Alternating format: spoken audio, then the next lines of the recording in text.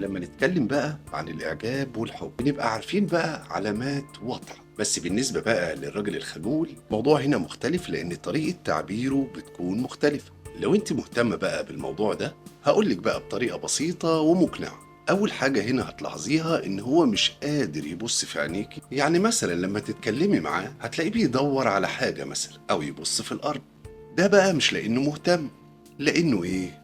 راجل خجول ومتوتر. الحاجة التانية هنا كمان هتلاقي وشه بيحمر، وده بيكون واضح ليكي جدا. يعني مثلا لو ضحكت على أي شيء هتلاقيه بيبتسم لك مع احمرار وشه في خجل كده. ده بقى بيكون دليل بإنه عايز يعبر عن مشاعره ليكي بس مش عارف يعبر إزاي. حاجة تانية كمان لما بيحصل ما بينكوا كلام وهو بقى اللي بيتكلم معاكي بتلاقي نبرة صوته واطية جدا وكأنه خايف تقولي حاجة. على سبيل المثال لما تيجي تسأليه عن أي حاجة تلاقيه بيجاوب بصوت واطي وكأنه مش عايز حد يسمع.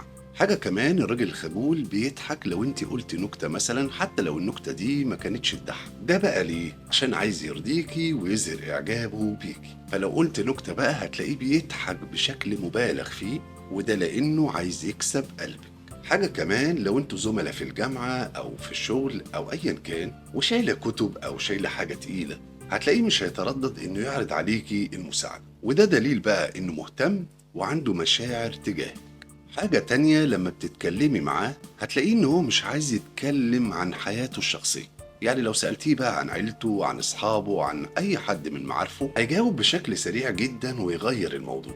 هيغير الموضوع عليكي انتي، وده علشان عايز يعرفك أكتر. حاجة كمان ممكن تلاحظي إنه متوتر أو مرتبك لما بتكوني معاه. مثلا لو انتوا كنتوا قاعدين كلكم في مجموعة هتلاقيه يلعب في صوابعه أو يحرك رجليه بشكل مش طبيعي.